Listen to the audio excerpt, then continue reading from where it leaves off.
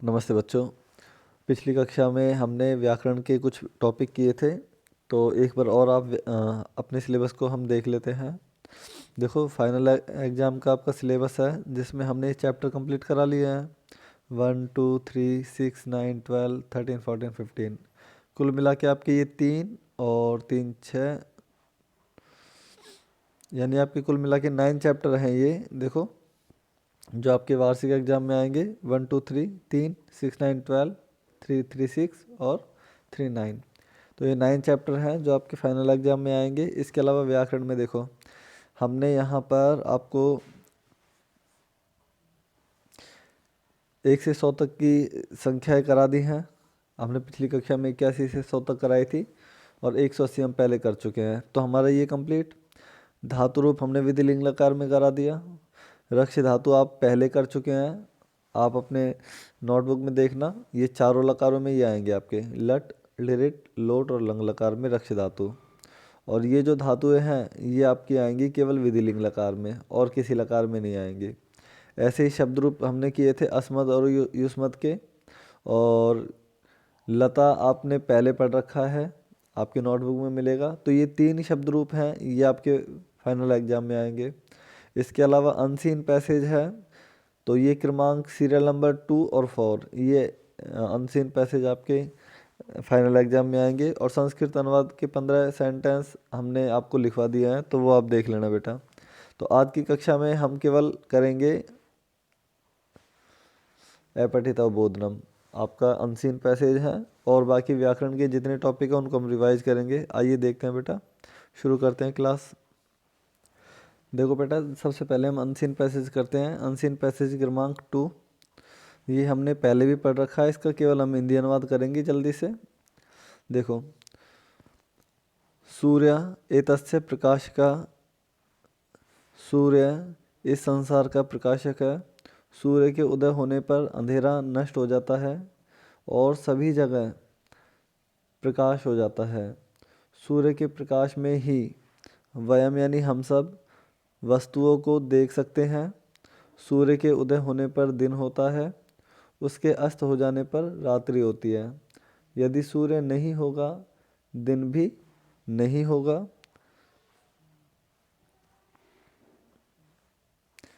सूर्य शीत यानी ठंड को दूर करता है, अपने अति यानी दूर करता है। सूर्य के अभाव में यदि सूर्य नहीं होगा तो सभी जगह शैत्यमेव यानी ठंड ही ठंड हो जाएगी। यदि सूर्य नहीं होगा तो सभी जगह ठंड ही ठंड हो जाएगी। और ठंड, अत्यधिक ठंड होने पर जीवों की यानी मनुष्यों की और औषधियों की उत्पत्ति, वापस से देखो, और अत्यधिक ठंड होने पर जीवों की और औषधियों की उत्पत्ति नहीं होगी। शात यानी होगी, ठीक है। यानी जब ठंड अधिक होगी तो कोई मनुष्य जन्म नहीं ले पाएगा और औषधियाँ विकसित नहीं हो पाएंगी।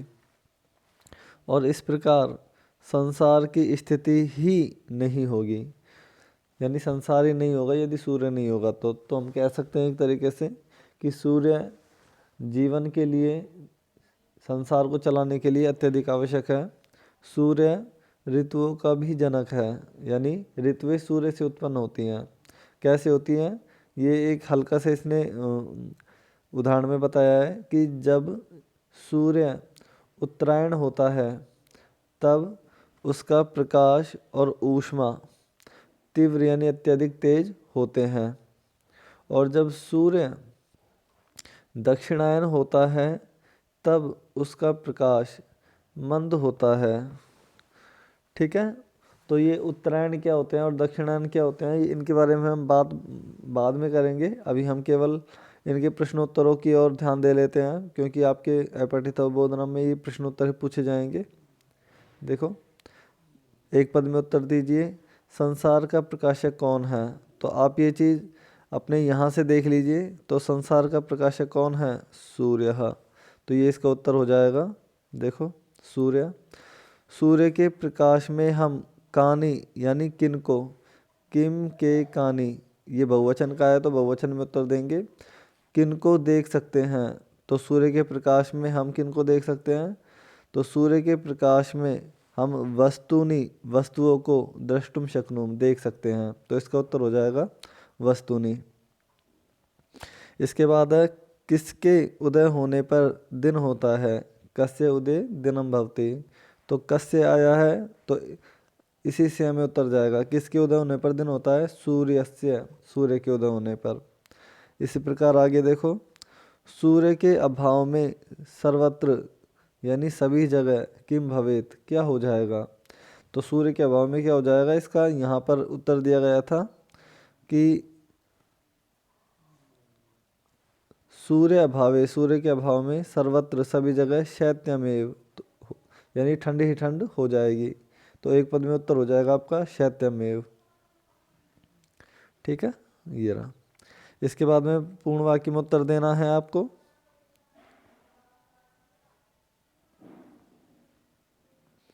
देखिए सूर्य से उदय किम नश्यति। सूर्य के उदय होने पर क्या नष्ट हो जाता है।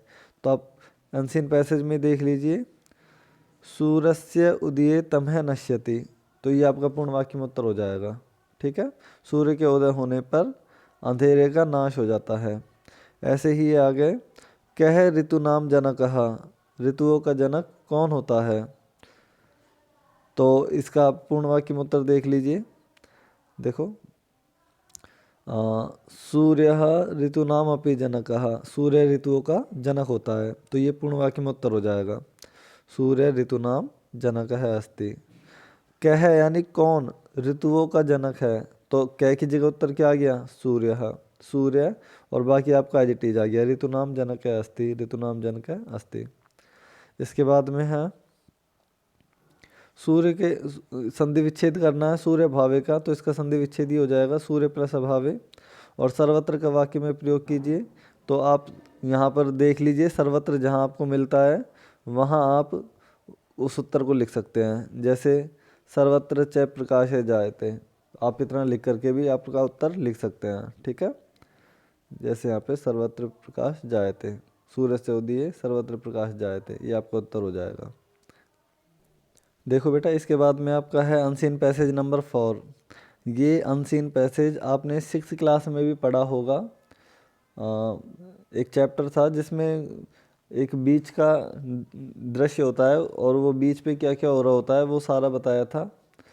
तो आप देखो उसको हम दोबारा से आज यहाँ इस अनुच्छेद में पढ़ेंगे। इस अपठित गद्यांश में देखो निम्नलिखित अनुच्छेद को पढ़कर प्रश्नों के उत्तर दीजिए। एषः समुद्रः। यह समुद्र का तट है किनारा है। अत्र यहाँ जनः लोग घूमने के लिए आते हैं पर्यटनाय आगच्छन्ति। केचन कुछ तरंगै क्रीडन्ति लहरों से खेल रहे हैं।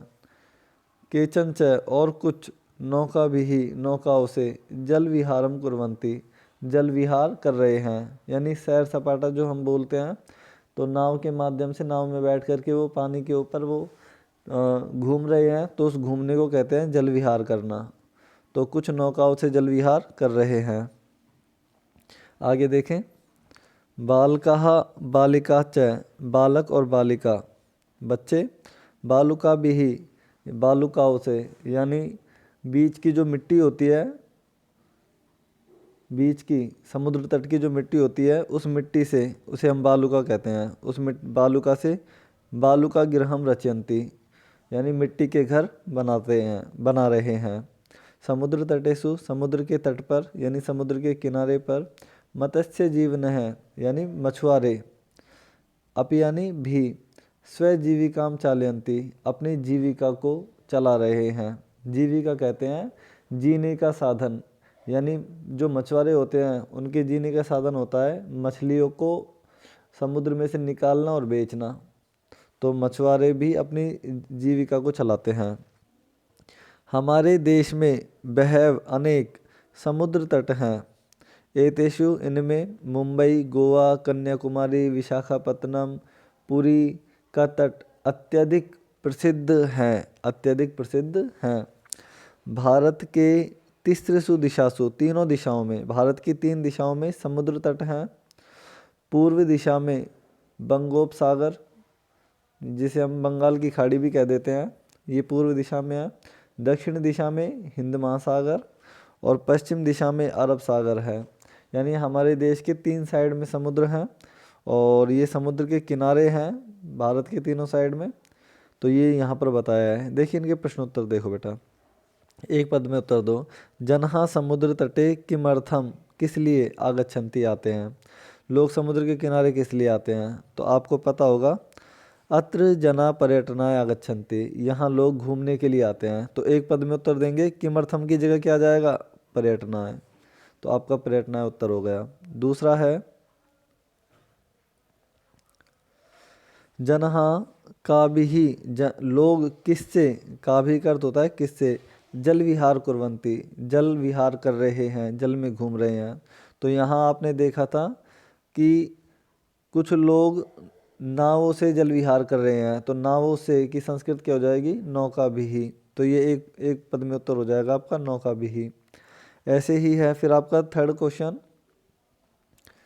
देखो भारतस्य कति दिशासु, भारत की कितनी दिशाओं में समुद्र तट हैं, तो 3 दिशाओं में है। तो 3 को संस्कृत में क्या बोलेंगे, भारत की 3 दिशाओं में, तो तिस्रसु दिशासु, 3 दिशाओं में। ठीक है, तो केवल तिस्रसु हम लिख देंगे यहाँ, तिस्रसु 3 में, तिस्रसु का अर्थ होता है 3 में, 3, और दिशासु लिखना चाहो तो लिख सकते हैं आप। इसके बाद में है हिंद महासागर किस दिशा में है, तो आप यहाँ देखेंगे हिंद महासागर कहाँ पे है, देखो दक्षिण दिशायाम, दक्षिण दिशा में हिंद महासागर है। तो हमारा एक वाक्य में उत्तर हो जाएगा दक्षिण दिशायाम। ठीक है, देखो दक्षिण दिशायाम। ठीक है, ये आपका उत्तर हो गया। फिर पूर्ण वाक्य में उत्तर दो। बालक और बालिका मिट्टी से क्या बना रहे हैं, तो किम की जगह केवल एक उत्तर आ जाएगा, बालक और बालिका मिट्टी से मिट्टी के घर बना रहे हैं। तो उसकी संस्कृत हो जाएगी बालुका गृहम, ये बना रहे हैं बालुका गृहम। और बाकी आपका एजिटेज है, बालका बालिका च बालुका भी बालुका गृहम रचयन्ति। आगे देखो मत्स्य जीवन है, यानी मछुआरे कहाँ अपनी जीविका चला रहे हैं, तो यहाँ आपने देखा था, देखो मत्स्य जीवन हमने यहाँ पढ़ा था, मत्स्य जीवन अपि स्वजीविकाम चालयन्ति, कहाँ चलाते हैं, समुद्र तटेसु, समुद्र के तटों पर। तो यही आपका उत्तर हो जाएगा, मत्स्य जीवन है समुद्र तटेसु स्वजीविकाम चालयन्ति। तो ये आपके उत्तर हुए। ठीक है, पूर्ण वाक्य में। आगे देखो जनहा, इसमें कौन सी विभक्ति है, तो देखो जना, जने और जनहा, ये प्रथमा विभक्ति है। इसका एक वचन, द्विवचन, बहुवचन। तो ये आपका है प्रथमा का बहुवचन।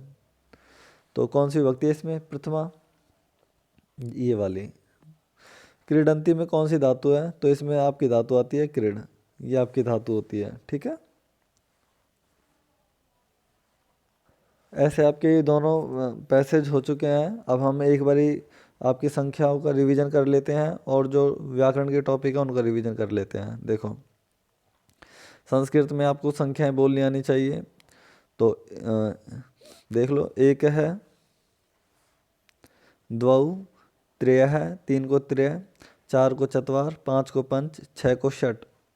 इसके बाद में है 7 को सप्त, 8 को अष्ट, 9 को नव और 10 को दश।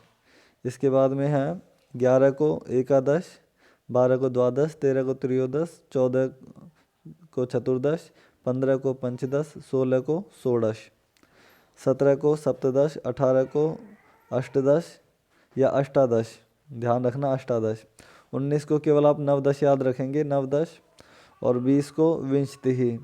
20 की सीरीज में आपके विसर्ग आएंगे, ध्यान रखना, 20 को विंशति। इसके बाद में 21 को बोलते हैं हम एक विंशति ही, 22 को द्वाविंशति ही, 23 को त्रयोविंशति ही, 24 को चतुर्विंशति ही, 25 पंचविंशति ही, 26 षड्विंशति ही, 27 सप्तविंशति ही, 28 अष्टविंशति ही, 29 नवविंशति ही, केवल इसको याद रखेंगे, और 30 को त्रिंशत। अब आपके 50 तक आपके लास्ट में आपके हलंत चलते रहेंगे। ठीक है, देखो 63 के बाद 31, एक 63, अब 63 सब में जुड़ेगा, अब द्वा के साथ द्वात्रिंशत् और त्र्य के साथ त्रैत्रिंशत्, चतुः चतुस्त्रिंशत्, पंच पंचत्रिंशत्, षट् षट्त्रिंशत्, इसके बाद सप्त सप्तत्रिंशत्, अष्ट जोड़ेंगे अष्टात्रिंशत्, नव जोड़ेंगे नवत्रिंशत् और इसके बाद में आएगा आपका चत्वारिंशत्, 40 को चत्वारिंशत्। अब 1 से 9 तक दोबारा बोलना है तो आपका 41 से स्टार्ट हो जाएगी। देखो जैसे एक लगाएंगे चत्वारिंशत् में तो एक चत्वारिंशत्, द्वि लगाएंगे द्वि चत्वारिंशत्, त्रय लगाएंगे त्रय चत्वारिंशत्, चतु लगाएंगे चतु चत्वारिंशत्। इसमें जो आधा शय आपको दिखाई दे रहा है ये वास्तव में विसर्ग है, तो आप इस आधे शय की जगह आप यहाँ पर विसर्ग भी लगा सकते हैं। ठीक है, चतुः चत्वारिंशत्। ऐसे ही चत्वारिंशत् में हम 5 जोड़ेंगे, पंच चत्वारिंशत्, आपके 45 हो गए। चत्वारिंशत् में 6 जोड़ेंगे तो षट षट चत्वारिंशत्, 46 हो गया। इसके बाद में 47, चत्वारिंशत् में 7 जोड़ेंगे सप्त चत्वारिंशत्, चत्वारिंशत् में 8 जोड़ेंगे अष्ट चत्वारिंशत्, चत्वारिंशत् में 9 जोड़ेंगे नव चत्वारिंशत्, यानी 49 या 49। इसके बाद 50 को बोलते हैं पंचाशत्। फिर 1 से हम 9 तक लगाएंगे तो पंचाशत् में हमने 1 जोड़ा, एक पंचाशत् 51, और पंचाशत् में द्वा जोड़ा द्वा पंचाशत्। ठीक है, त्रिह जोड़ा त्रिह पंचाशत्, चतुः जोड़ा चतुः पंचाशत्, पंच जोड़ा पंच पंचाशत्, षट जोड़ा षट पंचाशत् और सप्त जोड़ा तो सप्त पंचाशत्। ऐसे ही पंचाशत् में 8 तो अष्ट पंचाशत्, पंचाशत् में 9 नौ पंचाशत्। आपको 1 से 9 तक की गिनतियाँ आनी चाहिए, 1 द्वि त्रि चतु पंच षट सप्त अष्ट नव। और बाकी अब जैसे षष्ठी है तो षष्ठी को हम बोलते हैं 60। अब इसमें 1 से 9 तक की गिनती लगानी है तो वो आपकी 61 से 69 तक हो जाएंगी। देखिए कैसे हो जाएंगी। जैसे षष्ठी में 1 लगाया एक षष्ठी 61, द्विषष्ठी ही, त्रिषष्ठी ही, चतुष्षष्ठी ही, पंचषष्ठी ही, षट्षष्ठी ही, इसके बाद में है सप्तषष्ठी ही और अष्टषष्ठी ही, नवषष्ठी ही और सप्तति। 70 को बोलते हैं सप्तति। अब इसमें 1 से 9 तक लगाएंगे। सप्तति में 1 लगाएंगे एक सप्तति, द्वि लगाएंगे द्विसप्तति, त्रि लगाएंगे त्रिसप्तति, चतु लगाएंगे चतुसप्तति, पंच सप्तति, षट सप्तति, सप्त सप्तति, अष्ट सप्तति। ये वाला काम में ले लेना चाहता हूँ आप, दोनों ही सही है, नव सप्तति और अशीति। बाकी 81 से 100 तक हमने पिछली कक्षा में करवाई थी तो आप वो वहाँ देखेंगे 81 से 100 तक। ये 1 से 80 तक आपके रिवीजन हो गए। ठीक है, आप इनको बार बार बोलने का अभ्यास करें। देखो बेटा, आपकी रक्ष धातु आएगी 4 लकारों में, लट लकार, लिरिट लकार, लंग लकार और लोट लकार। केवल आपको ये प्रोनाउंसिएशन करने हैं। रक्ष का अर्थ होता है रक्षा करना। वर्तमान काल में इसके रूप चलेंगे रक्षति, रक्षतः, रक्षन्ति, रक्षसि, रक्षतः, रक्षत, रक्षामि, रक्षावह, रक्षामः। ठीक है, इसके बाद में लिरिट लकार के चलते हैं इष्यति, इष्यतयिष्यन्ति, रक्षिष्यति, रक्षिष्यतः, रक्षिष्यन्ति, रक्षिष्यसि, रक्षिष्यतः, रक्षिष्यत, रक्षिष्यामि, रक्षिष्यावह, रक्षिष्यामः। इनके हिंदी अर्थ की अगर बात करते हैं तो ऊपर वाले का देख लो पहले आप।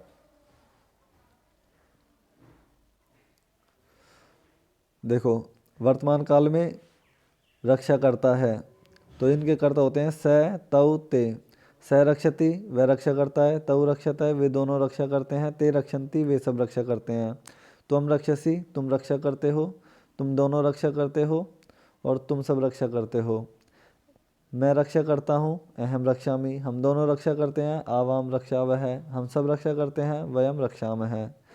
ऐसे ही है आगे आपके भविष्यकाल में कैसे बोलेंगे, स रक्षिष्यति वह रक्षा करेगा, तौ रक्षिष्यतः वे दोनों रक्षा करेंगे, ते रक्षिष्यन्ति वे सब रक्षा करेंगे।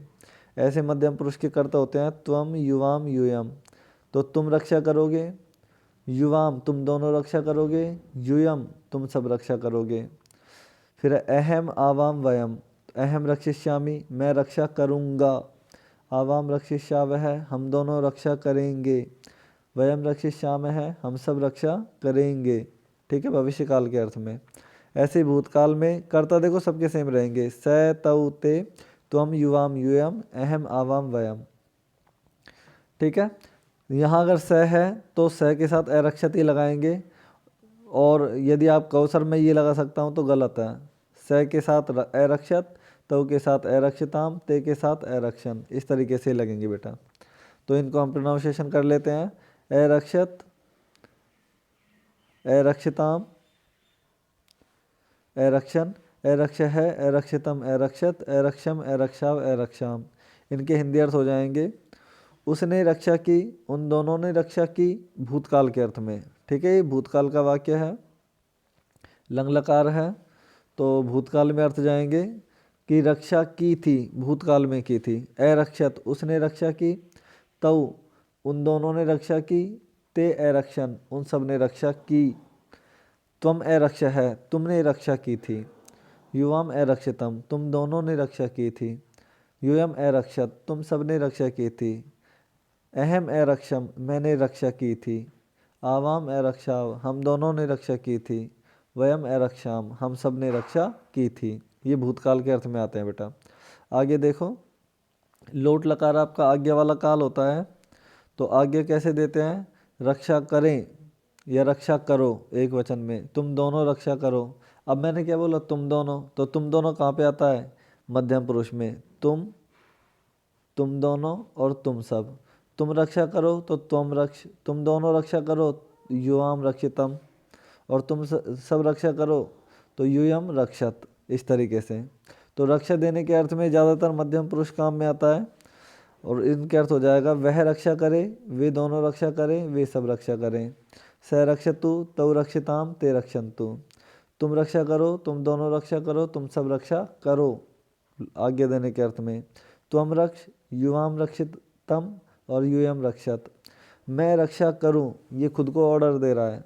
हम दोनों रक्षा करें, हम सब रक्षा करें, तो अहम रक्षाणी, आवाम रक्षाव, वयम रक्षाम। इनका प्रोनाउंसिएशन कर लो। रक्षतु, रक्षताम, रक्षन्तु, रक्ष, रक्षितम, रक्षत, रक्षाणी, रक्षाव, रक्षाम। तो ये इनके प्रोनाउंसिएशन होंगे। ठीक है, तो आपके ये रिवीजन था केवल, तो ये आपने रिवीजन कर लिए हैं, और कोई आपको समस्या हो तो आप मुझे बताना। ठीक है, इसके अलावा एक बेटा आपका रिवीजन में शब्द रूप और था लता का, वो भी आप देख लीजिए। देखो, आप इनको चाहे तो एक वचन में याद करें, तो जैसे आपका हो गया प्रथमा विभक्ति, एक वचन में आप बोलते हैं लता, लताम, लतया, लतायै, लतायः, लतायः, लतायाम, और हे लते।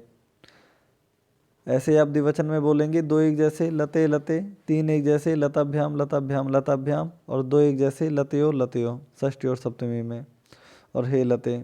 और बहुवचन में प्रथमा का लतः, द्वितीय का भी सेम होगा लतः, तृतीया में भी लगाएंगे लता भी, चतुर्थी में और पंचमी में भय लगाएंगे लताभ्या और लताभ्या, षष्ठी में नाम लगाएंगे लता नाम, और सप्तमी में सु लगाएंगे लतासु, और संबोधन हो जाएगा आपका हे लता। ठीक ऊपर जो प्रथमा विभक्ति का बहुवचन है लता, ऐसा ही हे लता। ठीक है, तो ये इनको आप याद करेंगे। मैं एक बार और बोल देता हूँ, एक वचन में लता, लताम, लतया, लतायै, लतायः, लतायः, लतायाम, हे लते। इसके बाद द्विवचन में लते लते, फिर तृतीय चतुर्थी पंचमी में लताभ्याम लताभ्याम लताभ्याम, और दो एक जैसे लतियो लतियो, और संबोधन में हे लते। ऐसे बहुवचन में लताः लताः, फिर लताभिः, फिर लताभ्य लताभ्य, लता नाम, लतासु, और हे लताः। तो इनको केवल आप याद करेंगे, और कोई समस्या हो तो आप मुझे कॉल या मैसेज करें। ठीक है, ठीक, आप इस वीडियो को देखें, समझें, और कोई समस्या हो तो मुझे कॉल या मैसेज करें। Thank you.